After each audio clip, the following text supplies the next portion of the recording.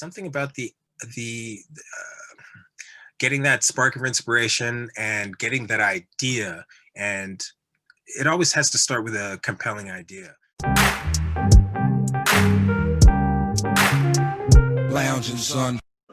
First of all, welcome to the Comic Lounge. I got a very, very, very awesome guest for you guys. I got Hoche Anderson, who I am a new fan of his work, and it's thanks to the Cartoonist Kayfabe channel.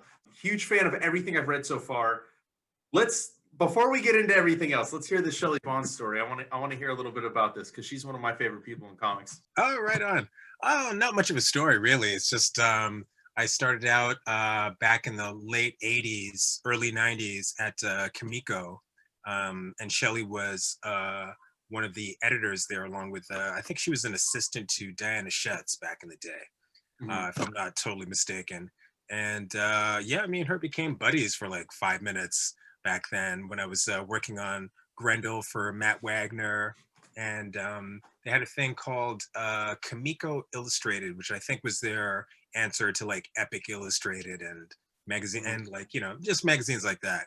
And I did a feature for them, like the very first issue, which I don't think ever saw print. But so it's just when I hear the name Shelley Bond, it just takes me back to the beginning of my career. It's like it's a fond name to hear. And then she got involved with Lou Stathis, and Lou Stathis was an editor at Heavy Metal and at Hard Times magazine and at Vertigo in its early days. And Lou Stathis was kind of a mentor figure for me. So those old names, they just they feel good to hear, Yeah, man. I mean, she's responsible for editing some of my favorite stories, and I kind of developed a little bit of a friendship with her over the past couple of years, and it's such a pleasure to be able to talk to her every time I get a chance to talk with her, because she really is, and she's one of the first editors' names that I really paid attention to as a teenager. Like that's when I started paying attention to those names: Karen Berger, Shelley Bond. As I got older, Axel Alonso, stuff like that. So it's just cool. Every time when I mention the name and I see a reaction, kind of like I had with you, I always just like to talk real quick about her. Yeah. I wish I had something more to say. A fun name from my past. Yeah. So I wanted to ask you, or what I was going to ask you to start this off. Usually what I ask everybody the first time I'm talking with them is, what started your love of comics? Oh, wow. Boy, that's a tough question and then kind of an easy question. They were just kind of always there. My very first memories of pop culture are twofold, and they're both science fiction related. When I was a very little kid, maybe like 3 or 4 years old, still living in England. I live in Canada now, but I was born and I was raised the first 5 years of my life in England. And my father had a friend who had like a projector in his home. And my very first memories are of my father taking me to this person's house, and this person setting up his projector and showing me an episode of the Disney space series, Man in Space, which is pre-America's involvement in the space program. And it was sort of a speculation of how the American space program would play out. And it had Wernher von Braun talking about his designs for a rocket ship into space and man's early exploration of space. And there's an image that I've remembered my entire life of this countdown followed by a rocket ship taking off into a very romantically portrayed image of space. Blew my mind, you're 3, 4 years old. That was transporting. And then a few years later, it was Star Wars coming out and just taking me to another plane. So those are kind of my earliest memories of visual storytelling, of kind of romantic storytelling, of speculative storytelling. And it was through seeing, I want to say it was through seeing the Marvel Comics adaptation of Star Wars that took me from just the greater world of science fiction and visual storytelling to specifically the world of comic books. So those are kind of like my earliest memories of this whole world and being sucked into it, and just the idea of it kind of taking a hold of me and sort of telling me that I was going to be kind of one of its servants rather than me deciding I was going to do that. I was sort of felt like it was preordained. I sort of had no choice, and I'm just sort of following along the path that fate has set for me. So yeah. And as you started to get more into comic books, and like after discovering them, who would you say were some of the biggest influences artistically? Like what artists did you kind of gravitate towards and really were heavily influential for you? Well, ironically, one of them was Howard Chaykin, who's become, kind of one of my gurus in my professional life. But he was one of the very first artists that I remember seeing just because of that Star Wars adaptation that he illustrated back in 76, 77. And what's funny about that is Chaykin became such a guru to me. But when I first saw his work in Star Wars back in those days in the late 70s, I thought it was terrible. I thought he was one of the worst cartoonists I'd ever seen. And yet, the fact that I had such a strong response, a negative response, but a strong response to his work, kept it in my mind through all those years. And then years later, it just became like one of the greatest cartoonists, in my opinion. And then after that, it would have been the first guy that I really remember loving passionately and trying to emulate. I've got sketchbooks full of my imitations of this artist, was Jack Kirby.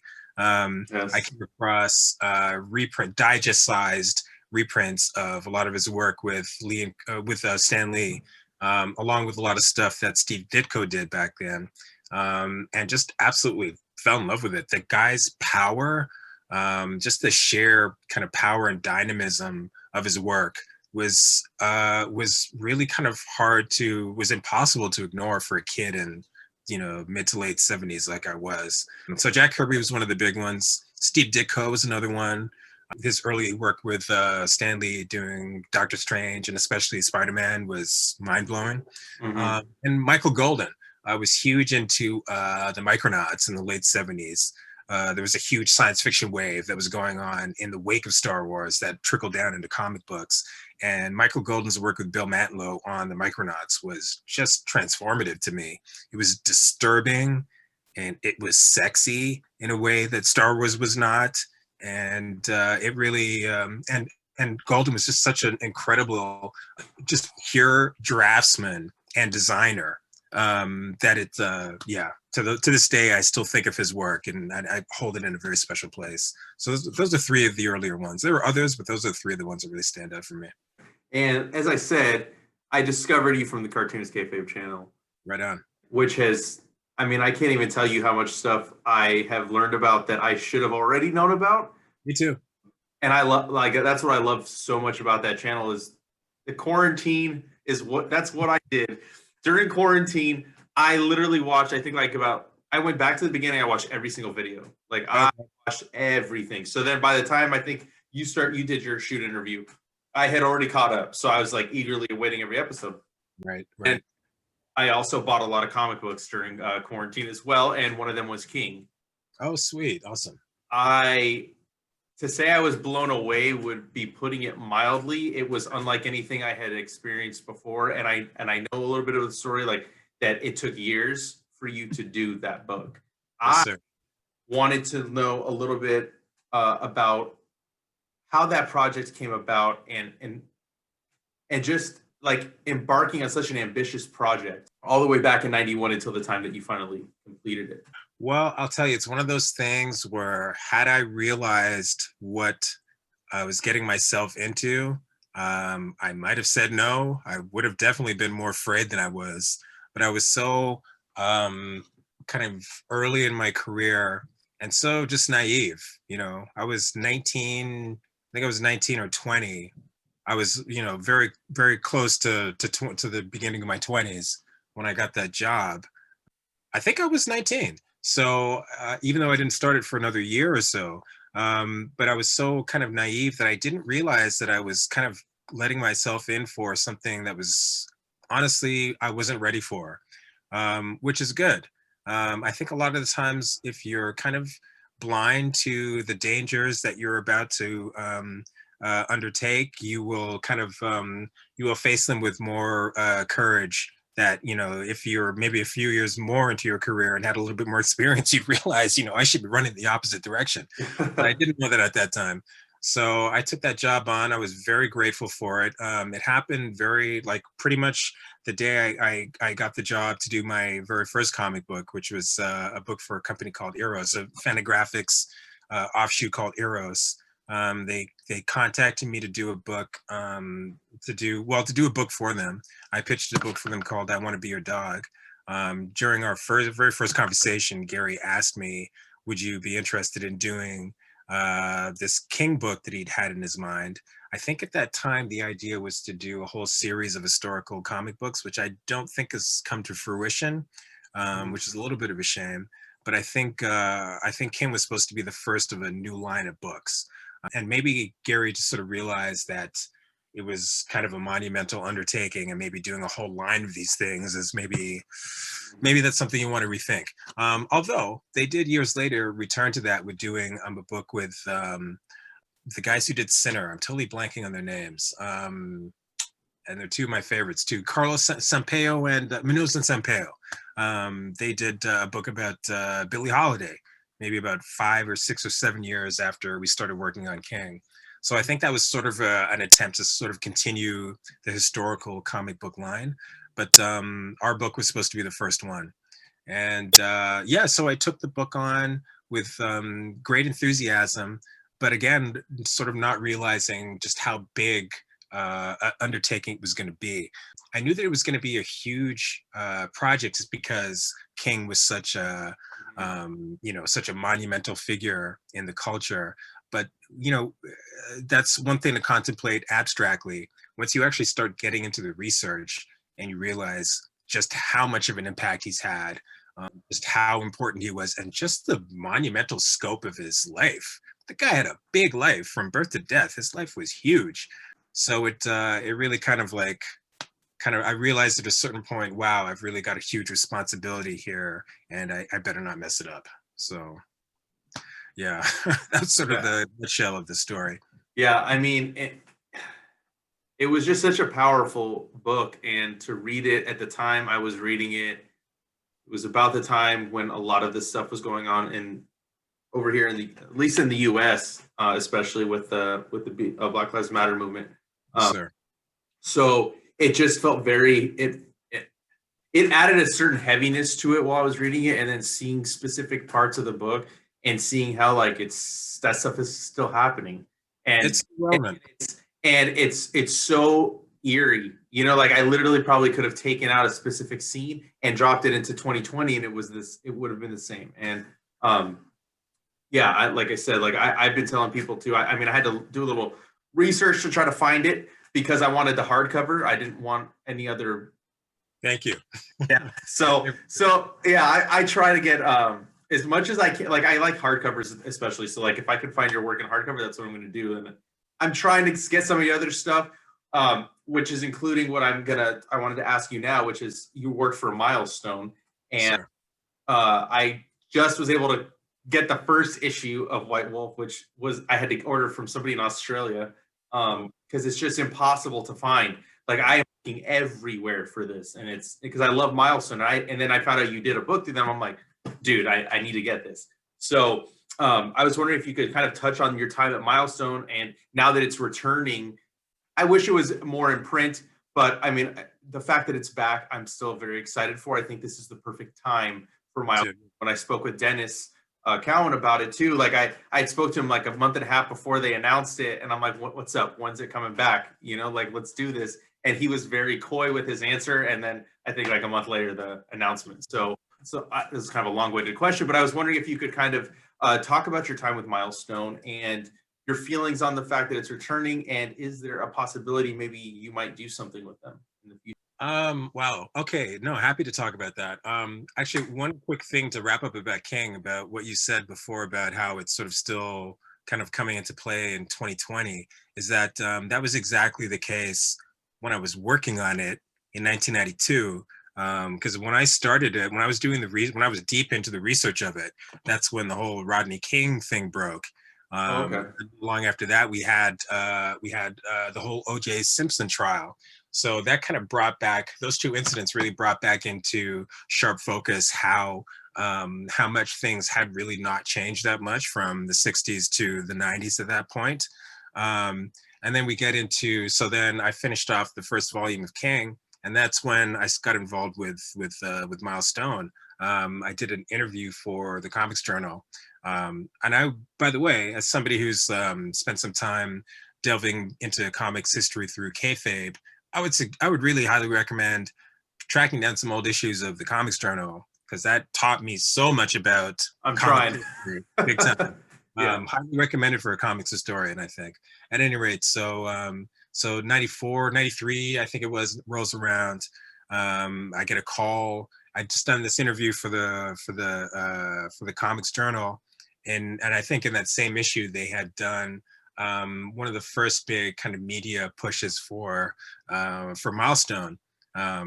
And I think there was like a big interview with like Dennis Cowan and Dwayne McDuffie, rest his soul, back then. And I think that's one of the first times I heard about Milestone, although I had heard about them before then. But I think that might have been the first time that I was brought onto their radar. So I got a call from them saying, "Hey man, I don't know if you've heard of us. We're Milestone." I'm like, "Yeah, I've heard of you, absolutely."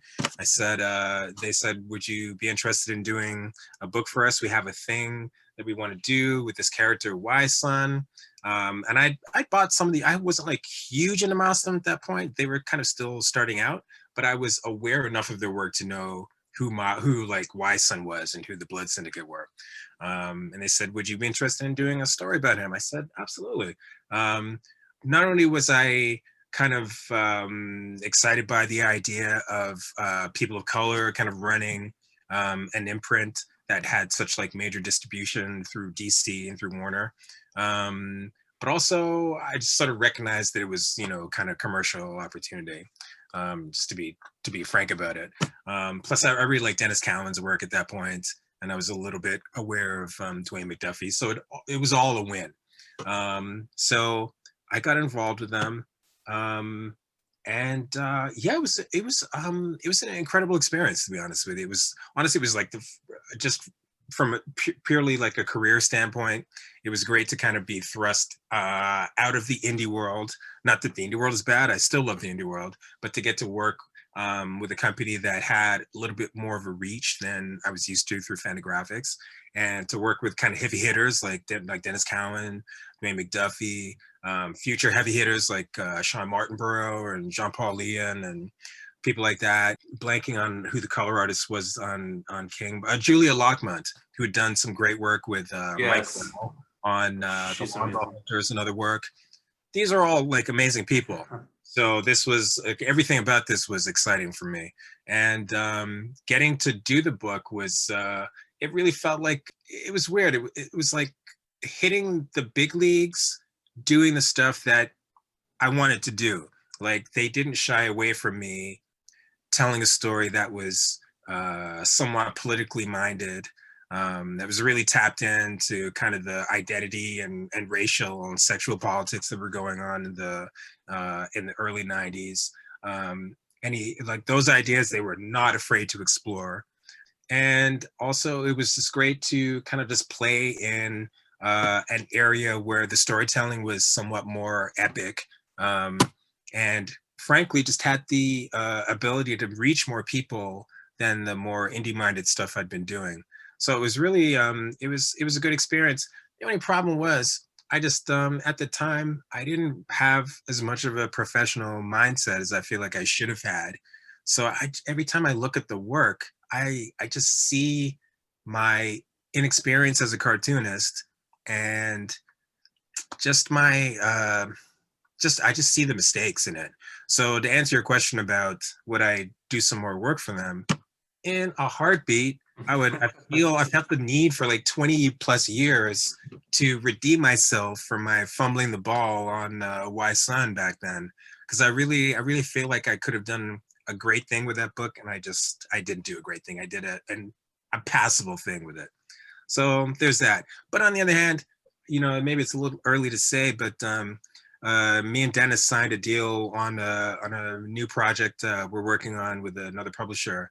So I'm gonna write some stuff that Dennis is gonna illustrate, Oh hell which yeah. I'm just so excited about. I cannot wait. I'm excited about the projects I've got ahead of it. I've got another one that I'm working on before I can get to this, and that's all good. But I can't wait to finish this, so I can, as much fun as I'm having with it, so I can kind of get to work with Dennis Cowan again. That's gonna be. It's Oh gonna be. man, I'm pretty fucking stoked. I was just gonna say, Dennis, if you're listening, let's get you over to Milestone. But now I kind of just see what you two got cooking up, man. Oh, that's dope. Well, if Milestone ever wanted to take me on again, I'd be thrilled. Yeah, I'd do better work for them than I did before. I mean, I definitely hope that that happens. I do want to talk about your latest project, Stones. Yes, Uh, sir. I was wondering if you could. It's from Neotext, Yes, and sir. this publisher came out of nowhere in my eyes. I don't know. All of a sudden, it just like popped up, and I just started seeing like your name, Jim Mahfood, Ben Mara, stuff like that. I'm like, what the? Where the fuck did this come from? I know. Right? So I was wondering if you could kind of tell everybody listening and watching a little bit about that, a little bit about the book. Yeah, absolutely. Well, it's kind of funny. They, yeah, they did sort of erupt out of nowhere, but not to us. Like I've been Yeah. working with these guys for like 2 years now. You know what I mean? And I got you mentioned Ben Mara. Ben Mara is one of the guys who kind of got me involved with Neotext. Me and Ben met in 2018 at TCAF. I don't know if you're familiar with TCAF, but the Comic Arts Festival here in Toronto. And we sat beside each other because we have the same publisher in Funny Graphics. And we sat down and dude, we just like hit it off immediately. And so we were, cut to like, a few weeks later, we were sitting on a patio and one thing led to another. And Ben mentioned he was working with, these folks, maybe, there might be a place for me there. And cut to another few weeks later, and just me and Neotext really, it was kind of a similar thing that it was with Ben. We kind of hit it off immediately and realized that there was a lot of great work that we could do together. So I started working on Stone like 2 years ago, and it's a story. It's well, the weird thing about Stone is we started working on Stone in the age of Trump.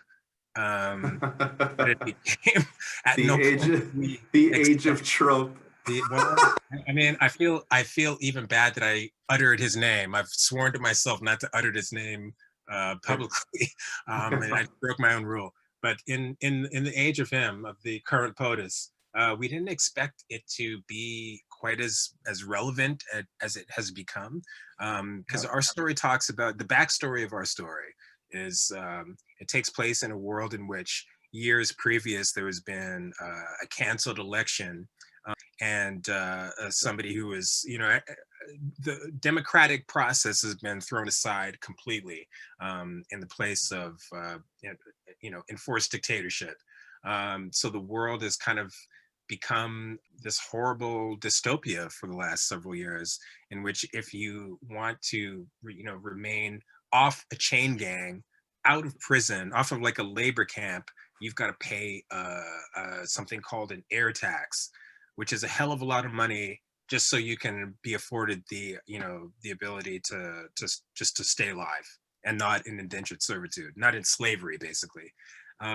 So our story takes place when this world has sort of become the norm, and where our main character is a person called Gracie O'Leary, who is extraordinary of mind and of body, and her extraordinary physical skills are taken notice of by the ruling political family in the town that she lives in, and she's taken hostage by them and told that because she is who she is can look forward to a life as their servant, as their slave, until she's no longer useful.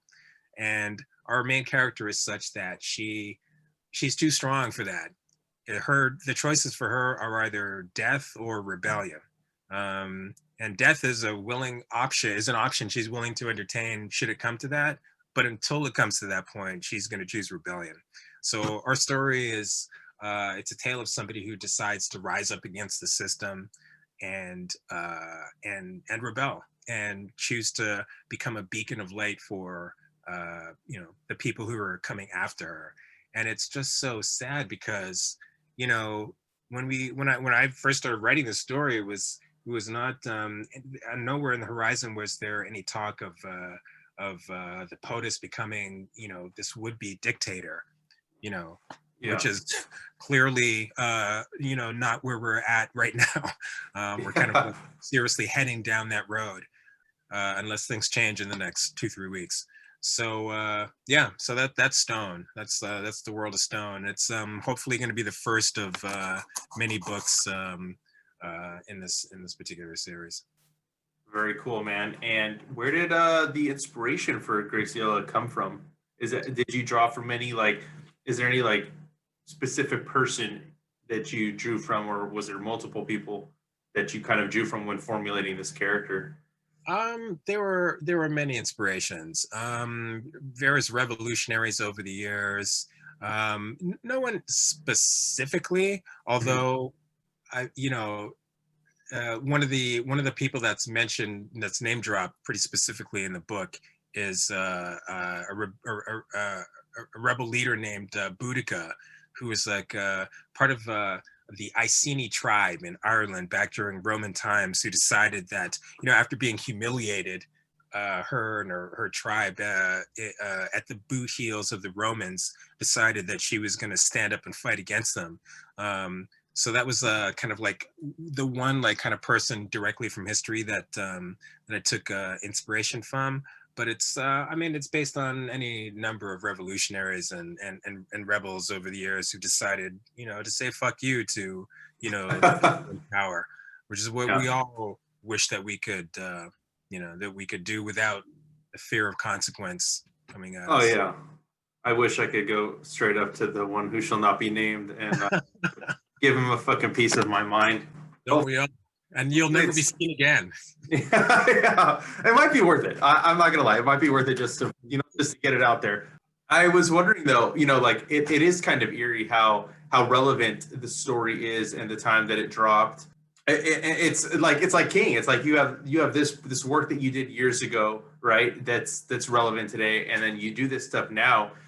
Do you draw when coming up with this, when coming up with the concept for this? Did you draw on any specific things that were happening in the world at the time, or maybe even a little bit in the past when coming up with these ideas? Because I mean, it is kind of crazy that this book is almost exactly kind of what's happening, Yeah, but the thing is, though, I feel like these ideas are sort of they're universal. I mean, Hmm. one of the inspirations is sadly to say is Pinochet, and his dictatorship in Chile, where he was kind of this sort of he was sort of this military leader who wasn't destined for anything particularly great, and then had this sort of this military leadership,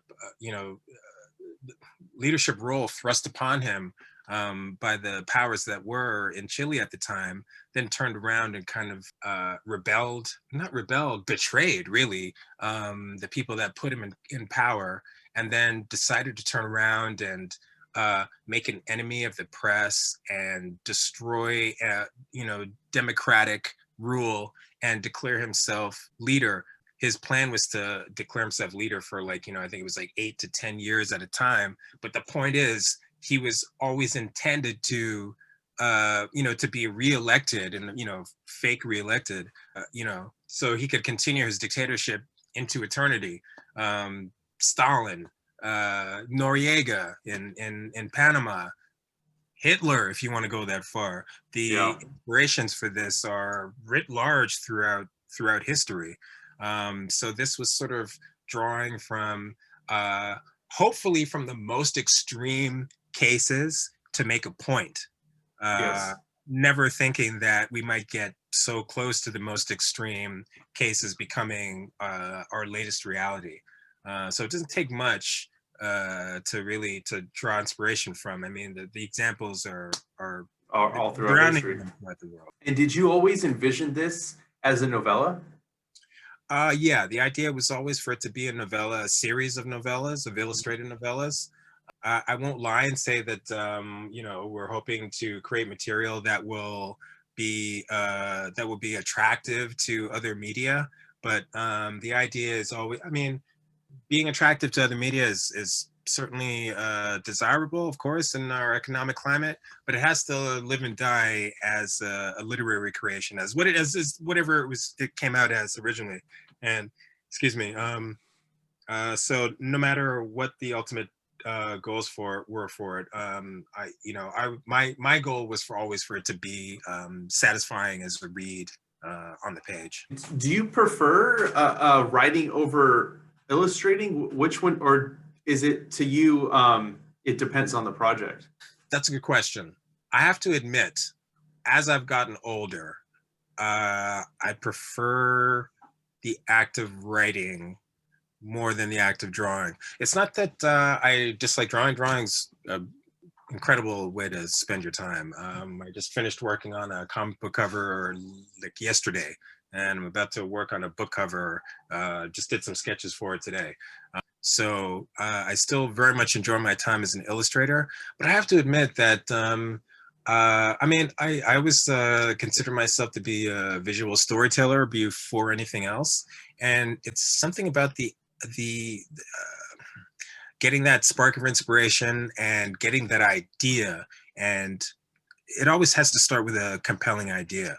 To some extent, as much as it's a satisfying pursuit in and of itself, by the time, for me as a writer artist, by the time it gets to the drawing part of it, I've already done a lot of the conceptual work already.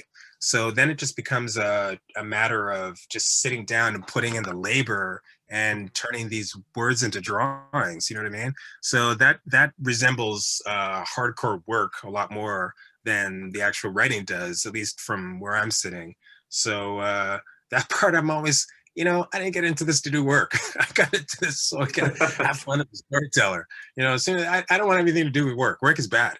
So Yeah. as soon as sometimes when I sit down at those boards or at that masonite to do a painting, I'm like, all right, man, let's roll up those sleeves and let's get down to it. Whereas when I sit down at the computer to write a script, it's more kind of intellectual play. It's sort of more the adult version of when I was a kid playing with my Star Wars action figures and my Star Wars spaceships and just like with my friends. I'm just like, hey guys, what if we did this or we did that? You know what I mean? So Yeah. that's kind of a long-winded way to say I kind of prefer the writing more, but I never would take for granted my abilities as an artist because I worked hard for them. And there's always a point when I'm working on an image, even though it starts off as work, there's always a point where it just becomes play and it just becomes fun. Yeah, so there you go. I heard you say Bristol board, so that tells me you're still doing it traditionally on art boards when you're illustrating, which I love, But I do want to ask, what would you say your favorite medium is when you're doing your art, like whether it be painting or pencil, ink, or what's your favorite aspect of it, or I meant what's your favorite medium to do your art? That's what I meant to say. Sorry. Know that I have a favorite per se. They all kind of give you they'll give you different kind of dopamine hits. For example, when I sit down and I draw a page of comics, like just the pencil aspect of it, that's satisfying from kind of a design point of view. I've got the chance to sort of play with comic book page design and kind of the characters acting on the page from panel to panel, which also I think of as an element of design. So that's sort of satisfying in its own way. At the same time, when I sit down with oils or with acrylics or to do a painting or with pastels to do a painting, that's also kind of exciting because that's sort of I'm always transported back to when I was 16, 17, 18, just freaking out over Bill Sienkiewicz or Dave McKean or Kyle Baker, or whomever color, painter that I was into back then, whose skills were light years ahead of mine. And yet I was sort of always in this mad scramble to try and like catch up to where they were. So when I sit down with my paints now, that's also exciting because I can finally kind of do the things that I dreamt of doing when I was a teenager. I brought an airbrush for a stone, as a matter of fact. I finally decided, screw it, I'm going to buy an airbrush. Probably 25 years past their prime, but it was still exciting as hell to sit down with that airbrush and just hear that compressor going and hear that paint spraying out of the airbrush. It was thrilling. And then at the same time, I also, I'm a digital artist as well. I've spent a lot of years working in Photoshop and Illustrator, but I recently have gotten into my iPad and my Apple Pencil, working in Procreate, which is probably the best digital painting program that I personally have come across. And that's how I did my the comic book cover that I worked on yesterday. And what was thrilling about that was being able to get full color results very quickly, minus the drying time, minus accidentally putting my sleeve in the paint, or having my fingers be covered with paint all the time or whatever, and not having the drying time, for example, on an oil painting take days sometimes, often all the time it takes forever to dry. So being able to like put down very strong, bold colors and hues and shades and textures that dry instantaneously is also highly thrilling. So it sort of depends on the job and the moment. They're all, I get satisfaction out of all of them, is what I'm trying to say. Okay. And I know we touched on it earlier in the interview. I was wondering, in terms of your work and your creativity, how much has the political climate, and I know you don't live in the States, but I mean, you definitely, I'm sure the world is affected by what's happening. Yes, sir. And then the Black Lives Matter movement. I was wondering how much that has affected like your output, or if at all, or anything, because you're not just an illustrator, you write as well. So like, I don't know how much that influences that. So I was just curious. Always. My stuff has always been highly affected by what's going on in the world at any given moment. I may not live in the States, but I'm highly attuned to what is going on in the States. You can't live in the 20s, you can't live in the American century without the United States being pretty forefront in what's going on politically. What goes on in the White House trickles down, throughout the rest of the world. Right. And what's interesting is I found that right-wing political figures sort of gained more of a foothold in the wake of Trump than they had during the era of Obama. I really saw that big time with on a municipal level, on a federal level. It's like the influence is kind of front and center. So I feel like very strongly, like, we may not live in the States, but the States live in us, if that makes any sense. Yeah. I've taken sadly quite a bit of inspiration from what's been going on in the States over the last 6, 7, 8 months. I was always highly critical of the police state ever since I became really like aware of it in the early 90s. But in the last year or two, I've really become very much in line with the idea of not only defunding the police, but abolishing the police, for example. I really feel like that whole institution needs to be just stopped in its tracks, completely dismantled and rethought from the ground up. I have no thought that that's ever going to happen in my lifetime, in my children's lifetime or their children's lifetime. But I feel like for the betterment not only of people of color, but for society in general, even for the people who feel like they're being sheltered and sheltered and coddled and protected by the police, I feel like their abolition would be beneficial for them as well.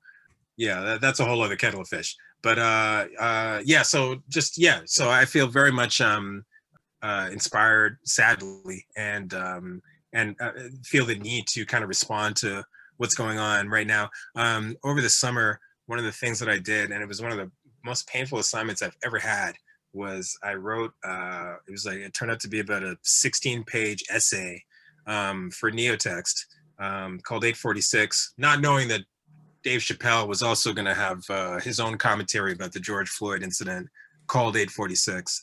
But that spent a long time talking about the history of the police in North America and throughout the world, really, but specifically in North America, about the history of the police and how the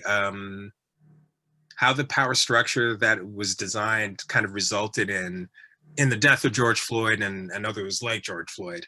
And I spent several weeks kind of researching that really deeply, and it was just so upsetting. So much of the time writing that article, I just kept saying to myself, why am I putting myself through this? I don't need to be doing this.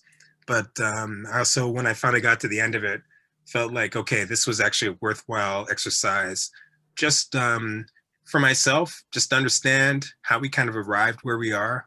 And hopefully for the one or two people who out there who are going to read this thing and maybe who weren't aware of some of these ideas and concepts, they can understand, just get a better sense of how we arrived here and why people of color are so pissed off about what's going on with the cops, man. Just because they were never designed to be of aid to us. They were always designed to be the servants of the power structure as it is, and how it was, and to perpetuate that power structure. That's what I think a lot of people don't seem to understand.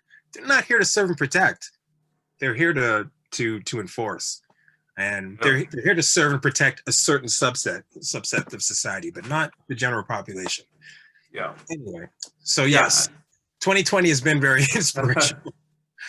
Yeah, I mean, I've had my own experience with police. So I had, once I got to that age where I was starting to fuck up and was starting to see them a lot, I quickly understood what they're about, and it's I not for 1 second do I feel like protected by them, and in any way. I saw it from the inside over there. You know what I mean? Like, so I completely see why people are so angry, and that's why I'll be vocal about it. I have no problem to put it on my channel. I don't care who I piss off. If I'm pissing anybody off for talking about it, then don't watch my channel. You know what I mean? Like that's how I feel.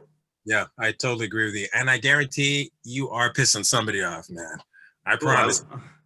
I love pissing people off, so I don't mind, Real quick though, the essay, because I want to check this out. Can you tell people real quick where they can find it? And I will also drop that link. I'll have the link across the screen. Awesome. I'm not sure when it's going live. I know it's going to be on.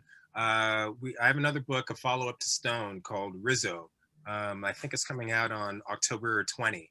And the last note that I heard was that the essay was going to come out on the same day. So I think if you check out the Neotext website, I forget exactly what it is, neotextsomething.com. It should be there. Okay, cool. And are there any other projects that you can kind of elaborate on?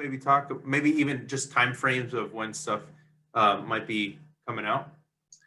Yeah, I've got quite a few things in the works. Some things I can talk about, others it's probably better if I don't. I'm currently working on a book, The Thing Before the Dennis Cowan Project, called The Resurrectionists, which is a supernatural story about a group of grave robbers set in the 1800s in New York City, which I'm just super stoked about.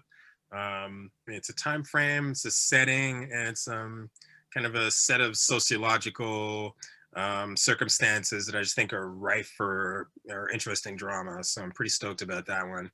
That's going to be illustrated by a great artist named Jeremy Love, known for his work for Vertigo and for Dark Horse and other publications. So that's what I'm scripting currently. And then you know what? That's probably the last thing I can. Okay. Where's it coming from? Where's that book coming out from? That is going to be published by there's an imprint called Megascope which is it's an imprint of Abrams Comic Arts. Okay. Yeah. They did a book called like Parable of the Sower with John Jennings and Damien Duffy a couple of years ago, and they've got a new book that they put out recently. Oh no, sorry, Parable of the Sower is the most recent one, and then they had a previous book called Kindred, an adaptation of Octavia Butler. Okay. So yeah, Megascope through Abrams Comic Arts. Okay, cool. Definitely be on the lookout for that. And I want to thank you again so much for taking time out of your day. It's been a pleasure. I definitely want to do this again next time you have another project come out or whatever, man. And before we get out, if you could just quickly tell people where we can find you online. And like I said with the Neotext, I will also drop all these links down in the comments below. Phenomenal. Appreciate that. Yeah. You can find me on Instagram, Hoche Anderson, and same thing at Facebook, Hoche Anderson as well. I don't do Twitter. I find Twitter to be just way too toxic and weird. Yeah. Kind of leaving that one alone. But yeah, Facebook, Instagram, pretty easy to hit there. All right, cool, man. And thank you again, and enjoy the rest of your day. I can't wait to do this. Thank you. Appreciate it, Ryan. Cheers, man. Peace.